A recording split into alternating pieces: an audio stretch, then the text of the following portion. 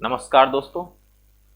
Awasthi online classes Hindaun city में मैं रंजीत सिंह आपका हार्दिक स्वागत करता हूं और आपके उज्जवल भविष्य की कामना लिए मैं संधि का तीसरा भेद विसर्ग संधि लेकर के आपके सामने उपस्थित हुआ हूं। तो देखिएगा, विसर्ग संधि। विसर्ग संधि की परिभाषा को जानने से पहले हम चर्चा करना चाहेंगे संधि की परिभाषा, स्वर संधि, व्यंजन संधि और उसके तुरंत बाद बात करेंगे विसर्ग संधि। तो संधि में मैंने कहा कि दो स्वर वर्णों का मेल करा दो वर्णों का मेल कराने से जो विकार उत्पन्न होता है उसे संधि कहते हैं। अब संधि के तीन भेद हुए हैं दोस्तों। नंबर एक स्वर संधि, नंबर दो व्यंजन संधि, नंबर तीन विसर्ग संधि। स्वर संधि की परिभाषा कहती है कि दो स्वर वर्णों का मेल कराने से, दो स्वर वर्णों का मेल कराने से जो विकार उत्पन्न होता है उसे स्वर संधि कहते हैं। तो व्यंजन का व्यंजन से, व्यंजन का व्यंजन से या स्वर का व्यंजन का स्वर से मेल कराने पर जो विकार उत्पन्न होता है उसे व्यंजन संधि कहते हैं। तो फिर विसर्ग, विसर्ग का व्यंजन से, विसर्ग का व्यंजन से या विसर्ग का स्वर से मेल कराने पर जो विकार उत्पन्न होता है उसे क्या कहेंगे हम? उसे विसर्ग संधि कहते हैं। देखिए, जैसे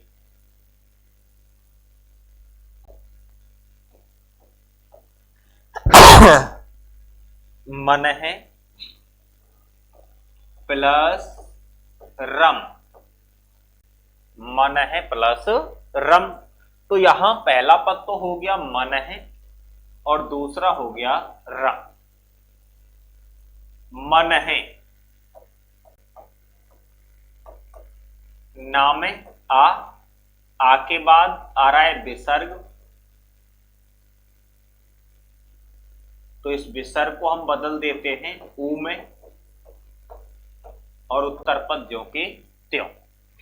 अब दोस्तों आप जानते हैं कि आ प्लस ऊ से मिलकर के बनता है ओ, आ प्लस ऊ से बनता है ओ, और ये ओ की मात्रा लगती है ना के साथ में। तो यहां से दोनों खत्म हो जाएंगे और शब्द बन जाता है आपका मनोरम। अच्छा जी, नेक्स्ट उदाहरण, जैसे मैं ये कहता हूं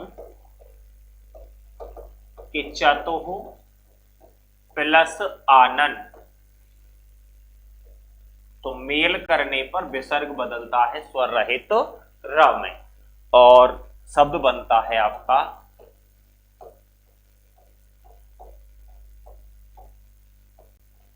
चतुरानंद।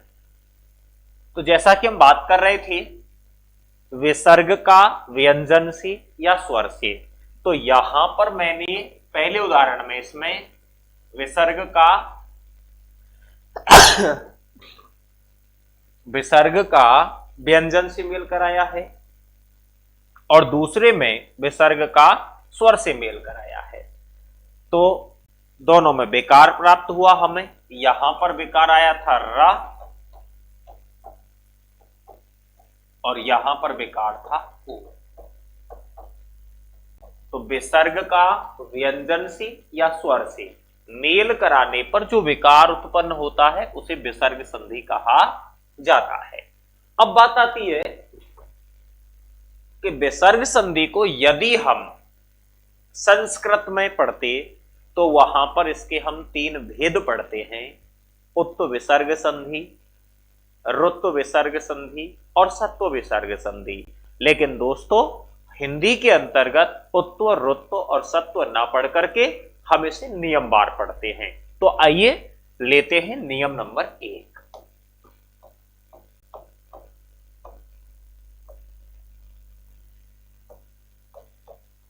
पहला नियम, ये नियम क्या कहता है?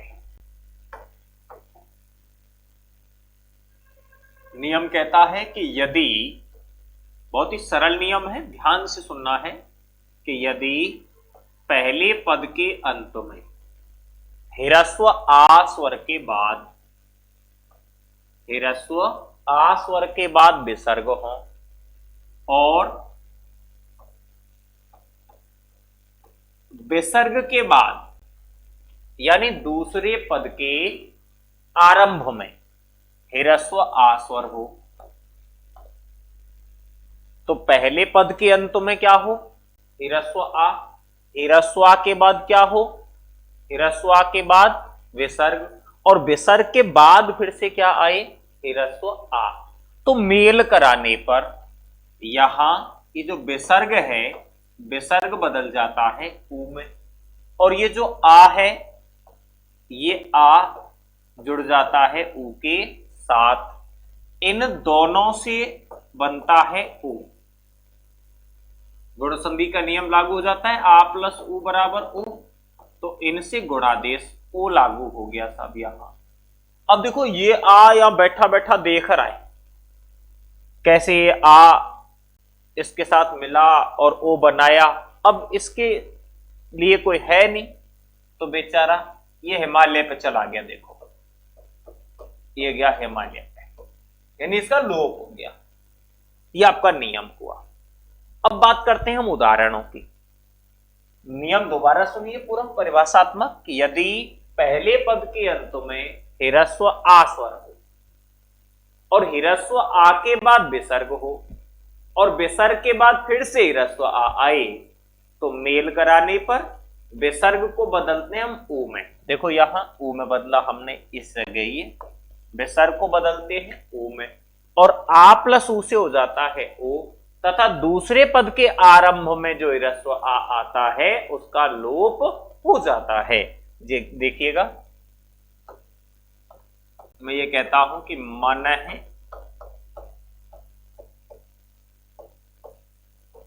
प्लस अभिमान। अब पहला पद देखिए मन है और दूसरा क्या है? अभिमान। पहले पद के अंत में देखो यहां क्या रहा है? ना। ना में क्या है? ह्रस्व आ, और ये जो विसर्ग है ये विसर्ग बदल दिया हमने ऊ में, और दूसरा पद क्या है? अभिमान।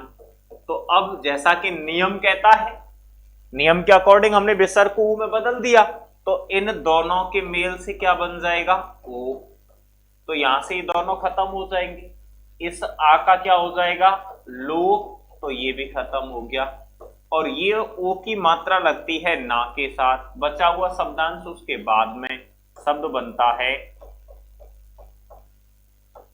मनोभिमान। ऐसे आपके लिए शब्द दे दिया जाए, यस है प्लस अभिलाषा, यस है प्लस अभिलाषा। तो यहां देखिए यस है, स में आ के बाद क्या आ रहा है? देखो ये विसर्ग, और विसर्ग के बाद क्या आ रहा है? ह्रस्व आ। तो नियम यही तो कह रहा है, ह्रस्व आ के बाद विसर्ग, विसर्ग के बाद ह्रस्व आ। तो मेल करने पे विसर्ग बदल जाएगा ऊ में, और आ का हो जाएगा लोप, और ए का जुड़ जाएगा ऊ के साथ में।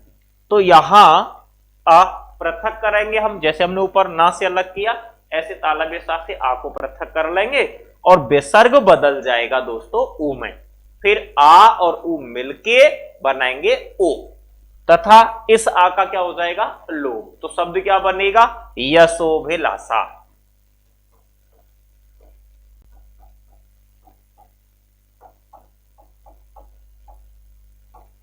शब्द बनता है यशोभिलाषा। अच्छा, शब्द दे दिया जाए आपके लिए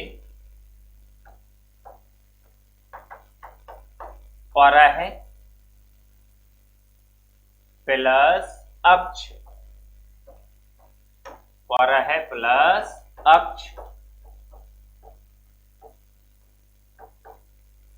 शब्द बनता है परोक्ष। शब्द दिया जाता है आपके लिए अधेय प्लस अधेय, शब्द होगा अधोधय। ऐसे ही शब्द कर देते हैं आपके लिए अन्य है, धन अन्य, शब्द बनता है अन्योन्य। स प्लस अहम शब्द होगा सोहम। तो ये था आपका नियम नंबर 1। जैसा कि नियम में मैंने आपको बताया, पहले पद के अंत में ह्रस्व आ हो, ह्रस्व आ के विसर्ग हो, विसर्ग के बाद में फिर ह्रस्व आ आए, ह्रस्व आ के बाद जब विसर्ग आएगा तो विसर्ग ऊ में बदल जाएगा और आ प्लस ऊ से ओ हो जाएगा और दूसरे पद के आरंभ में आने वाले ह्रस्व आ का लोप हो जाएगा। ये था आपका विसर्ग संधि का पहला नियम। अब लेते हैं दोस्तों हम विसर्ग संधि के अंतर्गत दूसरा नियम।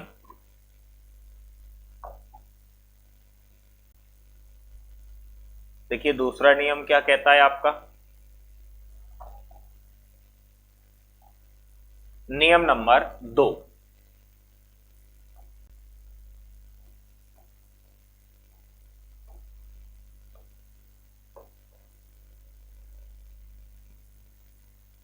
ये नियम भी उत्त विसर्ग से ही है, यानी कि यहां पर जो बेकार आएगा वो भी आ प्लस ऊ से मिलके ही आएगा। देखो नियम दूसरा क्या कहता है। नियम कहता है कि यदि, चलो इधर से लिखते हैं, नियम कहता है कि यदि पहले पद के अंत में ह्रस्व आ स्वर और ह्रस्व आ स्वर के बाद आ जाए विसर्ग और विसर्ग के बाद यानी दूसरे पद के आरंभ में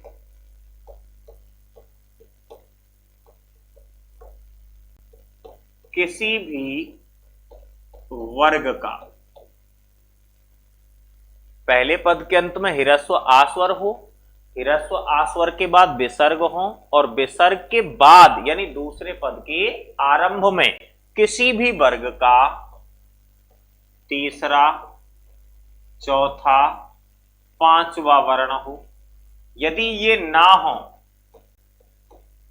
तीसरा, चौथा, पांचवा, जैसे गा, घा, ङा, जा, झा, या, डा, ढा, ण, दा, धा, न और बा, भा, म, ये 15 वर्ण हैं। इनमें से ना हो तो या, रा, ला, वा, हा में से कोई एक व्यंजन हो।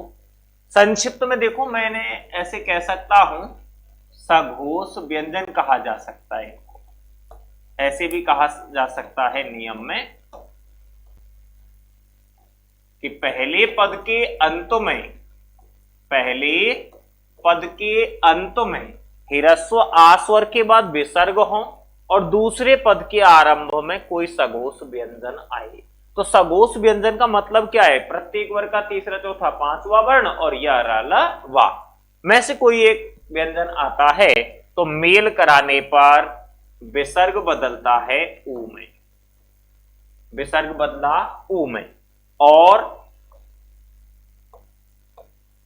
आ प्लस ऊ इन दोनों से बन जाता है ओ।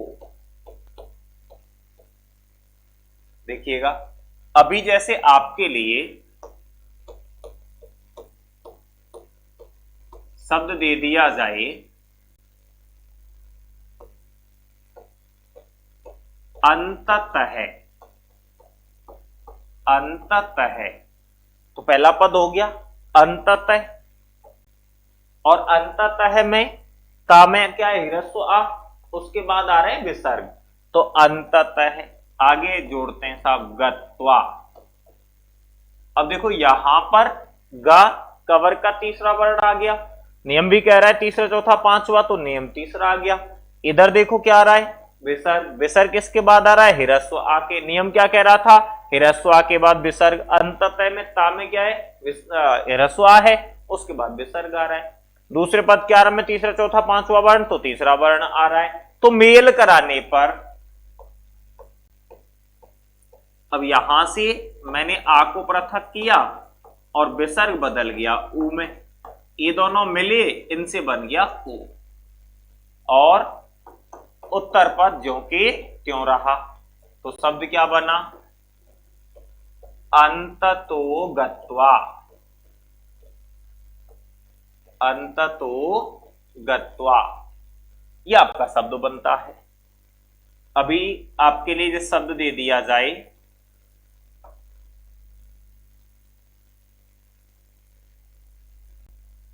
अगले शब्द में हम लेते हैं अधय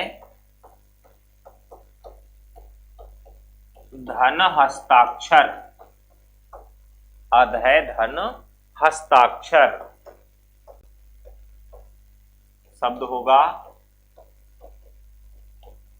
अधो हस्ताक्षर। शब्द दिया जाए आपके लिए अधय धन वस्त्र। अधय धन वस्त्र, अधो वस्त्र। शब्द दिया जाए आपके लिए पुरह धन गामी। पुरह धन गामी,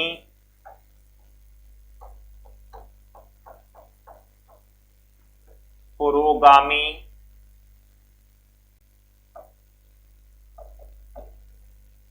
अधय धन लिखित। अधय धन लिखित,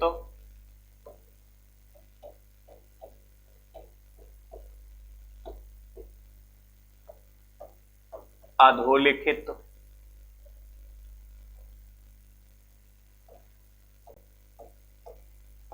मनः धन हर।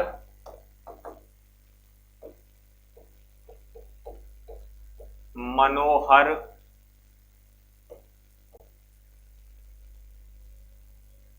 वयः धन वृद्ध। वय धन वृद्ध, क्या बनेगा?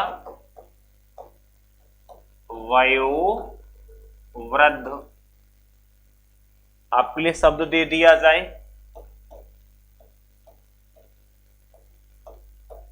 सिरह धन रूह।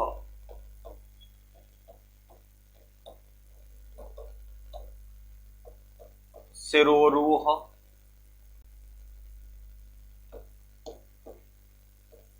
तेज है धनमयता।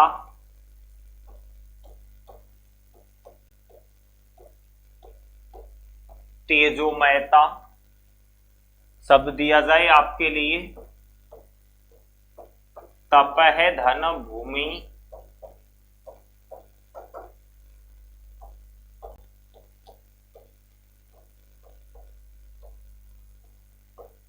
तपोभूमि।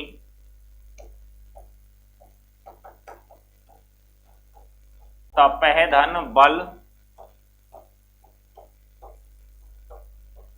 तपोबल। मन है प्लस ज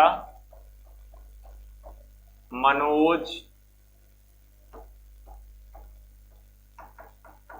सर है प्लस ज सरोज। यस है प्लस दा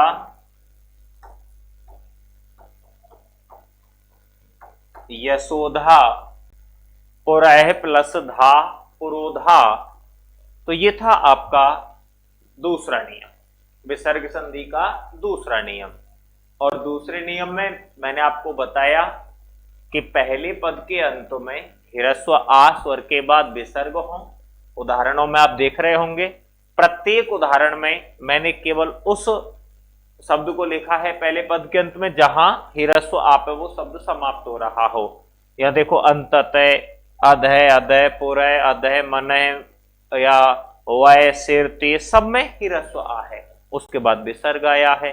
और दूसरे पद के आरंभ में तीसरा चौथा पांचवा हो, नहीं है तो यारा लावा हो, और यारा लावा नहीं है तो हा हो सकता है। तो मेल कराने पर विसर्ग बदल जाता है ऊ में, और आ प्लस ऊ दोनों मिलके बना देते हैं ओ। देखिए, अब लेते हैं इसके बाद में हम नियम नंबर 3, तीसरा नियम लेते हैं। विसर्ग संधि का।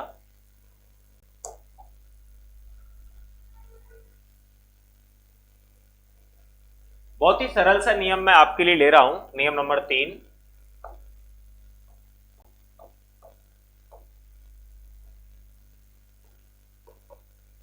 देखिए नियम नंबर 3 क्या कहता है। नियम नंबर 3 कहता है कि पहले पद के अंत में ह्रस्व आ या दीर्घ आ, पहले पद के अंत में ह्रस्व आ या दीर्घ आ में से कोई एक स्वर वर्ण हो और दूसरे पद के आरंभ में का या पा, इन दोनों में से कोई एक व्यंजन हो, तो पहले पद के अंत में तो क्या आ जाए, ह्रस्व आ या दीर्घ आ, और दूसरे पद के आरंभ में क्या आ जाए, का या पा। तो मेल कराने पर, एक मिनट, एक थोड़ी सी त्रुटि हुई है यहां और हो जाती है त्रुटि, इंसान सी होती है त्रुटि। सुनिएगा त्रुटि क्या है। विसर्ग संधि के अकॉर्डिंग हमने अभी यहां विसर्ग नहीं लगाए, हमने अंकित किए विसर्ग, और विसर्ग अंकित करने के बाद अब बात करते हैं नियम पर कि इसमें विकार कैसे घटित होगा। दोबारा सुनिएगा कि ह्रस्व आ या दीर्घ आ में से कोई एक स्वर हो दोस्तों, उसके बाद में विसर्ग आए और विसर्ग के बाद का या पा, तो मेल कराने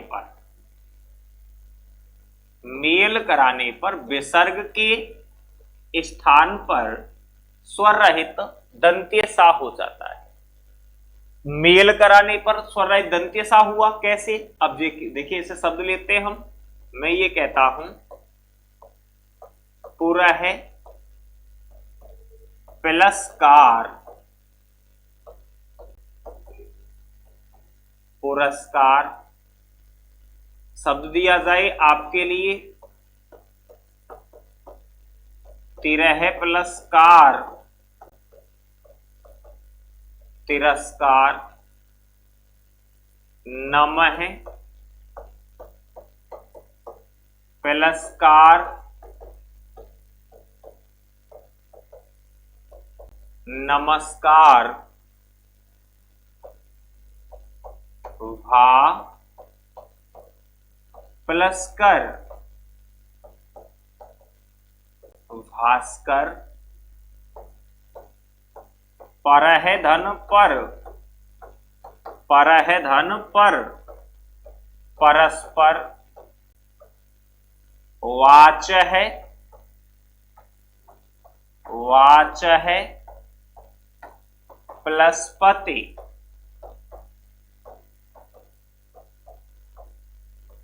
वाचस्पति,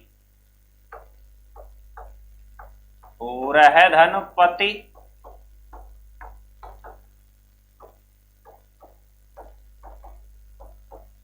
बृहस्पति। अब इनका विच्छेद बिल्कुल सरल है।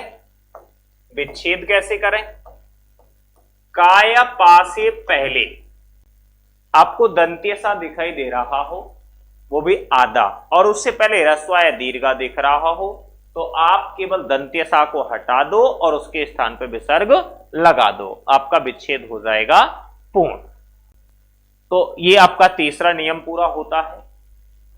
अगले के जो नियम हैं उन नियमों को हम लेंगे अगली क्लास में। आशा करता हूं कि जो अभी आपने विसर्ग संधि को पढ़ा है उसके जो नियम आपने पढ़े हैं वो आपको बखूबी समझ में आए होंगे। अगले नियम नेक्स्ट वीडियो में लेकर के मैं उपस्थित होऊंगा और अगली वीडियो के साथ ही हम आपकी विसर्ग संधि को विराम देने की कोशिश करेंगे। नमस्कार।